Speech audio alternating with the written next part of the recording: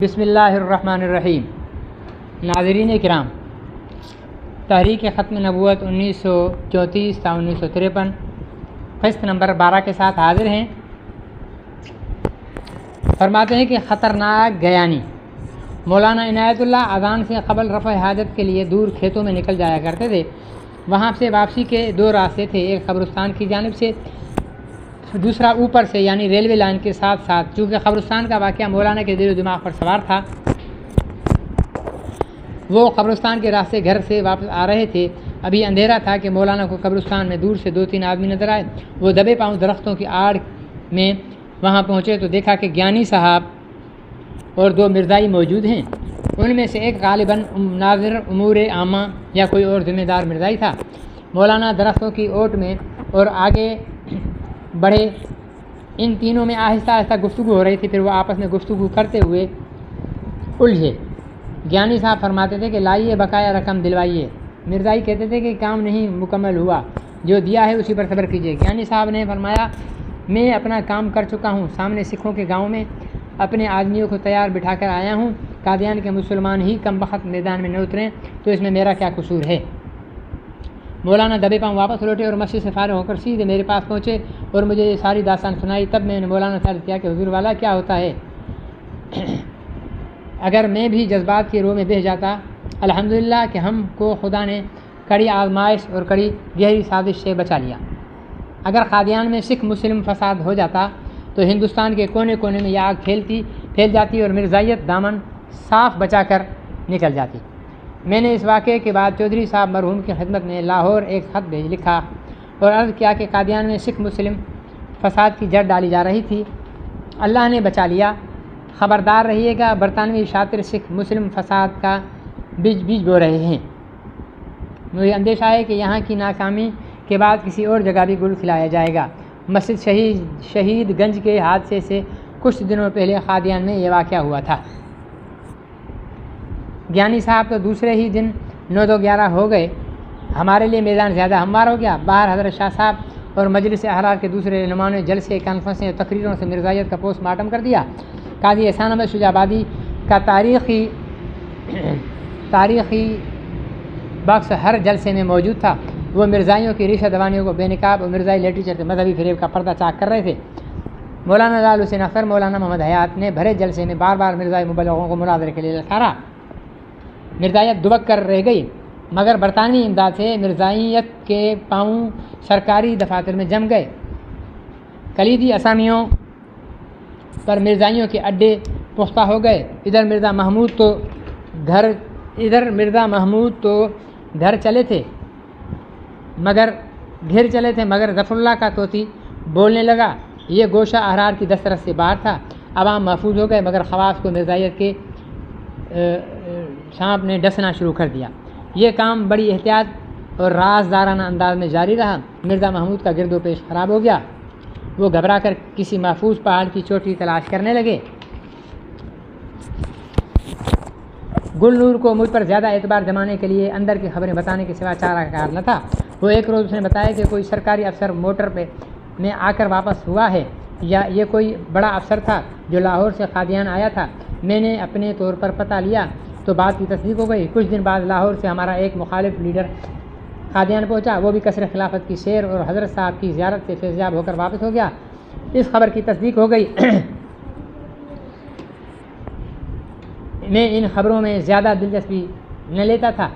اچانک خبر ملی کہ سکھوں نے مسجد شہید گنج کو گرا دیا ہے۔ پنجاب میں آگ لگ گئی۔ میں دوڑا لاہور آیا۔ حالات خراب ہو چکے تھے۔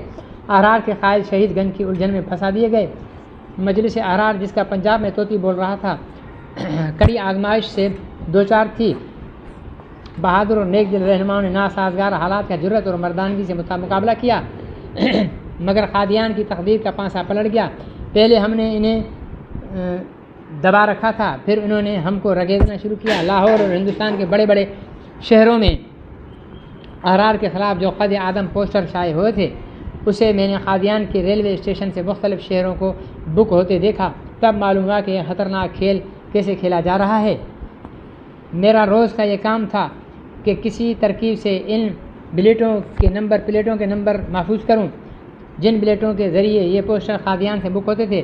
میں مسجد شہید گنج کی تباہی اور مسلمانوں کے آپس میں سر پھٹول کی تفصیل میں جانا نہیں چاہتا، نہ چاہتا ہوں کہ گڑے مردے اکھڑے جائیں۔ میری ڈیوٹی ہی مرزائیت کا محاذ پر قادیان تک محدود رہی۔ غرضے کے اس سازش سے احرار کے خلاف خوفناک آندھی اٹھی جو احرار کی ہر دل عزیزی، وقار اور محبوبیت کی چادر کو اڑا کر لے گئی۔ آندھی گزر گئی تو لوگوں نے آنکھیں مل مل کر دیکھنا شروع کیا۔ وہ آج بھی دیکھ رہے ہیں، مسجد آج بھی نوحہ کنا ہے۔ شاید مسلمان اب سمجھ سکیں کہ مسجد شہید گنج کیا کہتی ہے۔ ایک دل گداز واقعہ، عبرت انگیز سانحہ، برطانوی سیاست کا ایک شاہکار جو سیاست کا رخ بدل کر چلتا ہے۔ فاعتبروا یا اولی الابصار۔ جیتی بازی ہار جائے تو دل ٹوٹ جاتا ہے، حوصلے پست ہو جاتے ہیں، مگر احرار تو خدا جانے کس مٹی کے بنے ہیں۔ بیگانوں نے زخمی کیا، اپنوں نے مارا، پھرنے کی راہیں ناہموار ہو گئیں، قدم قدم پر ٹھوکریں کھائی، مگر چلتے رہے۔ اس قافلے نے تھک ہار کر بیٹھ جانے والوں کو مڑ کر نہیں دیکھا، تیز نہ چلا جا سکا تو رک رک کر چلتے رہے۔ اندازہ تو لگائیے کہاں مخالف کے سینے پر چڑھ کر بیٹھے تھے، کہاں مخالف نے موقع پا کر خود بھی بھرپور وار کیا، اور لطف یہ کہ اپنوں نے بھی پٹوایا۔ بہرحال یہ صبر آزما منزل احرار کے لیے بڑی ہی کٹھن تھی۔ وقت گزر گیا تاں کہ پاکستان معرض وجود میں آ گیا۔ آبادیوں کا جبری تبادلہ ہوا، قادیان کے مسلمانوں پر دوہری مصیبت آئی۔ مولانا محمد حیات ان دنوں قادیان میں امیر جماعت کی حیثیت سے قیام فرماتے، مرزائیوں کی بن آئی۔ انہیں سردت و ظفر اللہ خان کے بھیجے ہوئے ہوائی جہاز بھی قادیان پر پرواز کر کے حوصلہ و سہارا دے رہے تھے۔ باہر سے مسلمانوں کے لیے لاریاں اور ٹرک آئے، وہ بھی مرزائیوں نے سنبھال لیے۔ مرزا محمود تو برقع اوڑھ کر زنانہ سواریوں کے ہمراہ چل دیے۔ غریب عقیدت مندوں کی وہاں بھی درگت ہوئی۔ بہرحال مرزائیوں کا کعبہ اپنی جگہ قائم رہا۔ مرزا محمود کو ولایت سے واپس جانے سے قبل انگریز گورنر نے دوسرا کعبہ ربہ اس سے بھی زیادہ محفوظ عطا کر دیا۔ قادیان کی سرگزشت کہتے وقت بعض اہم گوشے سہون نظر انداز ہو گئے۔ مجلس احرار کو قادیان میں مستقل طور پر قدم جمانے میں جس بزرگ اور قابل احترام ہستی نے ہمارا ساتھ دیا، سب سے پہلے ان کا ذکر کرنا چاہیے۔ پیر شاہ چراغ قادیان کے مسلمانوں کو مرزائیت سے محفوظ رکھنے کے لیے مخدوم و محترم پیر چراغ شاہ صاحب نے نہایت دانشمندی اور تدبر سے کام کیا۔ قادیان میں پیر صاحب کی اپنی جائیداد موجود تھی۔ مرزائیوں کے باغ کے بالکل متصل آبادی کے ایک کونے پر پیر صاحب موصوف کا چھوٹا سا باغ بھی تھا۔ پیر صاحب نے مرزائیوں سے بگاڑ پیدا نہ کیا، بلکہ بڑی احتیاط سے لڑائی جھگڑے یا بحث مباحثے کے بغیر پیر صاحب مسلمانوں کو پیار، محبت اور حسن اخلاق سے اپنے گرد جمع کرتے رہے۔ پھر پیر صاحب حکمت بھی کرتے تھے۔ دور دراز سے لوگ علاج معالجے کے خاطر پیر صاحب کے پاس آتے رہتے تھے۔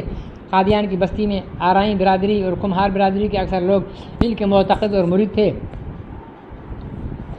پیر صاحب کے معتقدین نے دل و جان سے احرار کا ساتھ دیا۔ احرار نے قادیان میں جو زمین خریدی، پیر صاحب اس کے ٹرسٹی بھی تھے۔ ابتدا میں جب قادیان میں مجلس احرار کی بنیاد رکھی گئی تو مولوی علی محمد صاحب جو شیخ برادری کے معزز رکن تھے، مجلس احرار قادیان کے صدر بنے۔ آپ نے آخر تک مجلس سے ہمدردی کا ثبوت دیا۔ آج کل مولوی علی محمد صاحب لائل پور فیصل آباد میں قیام پذیر ہیں۔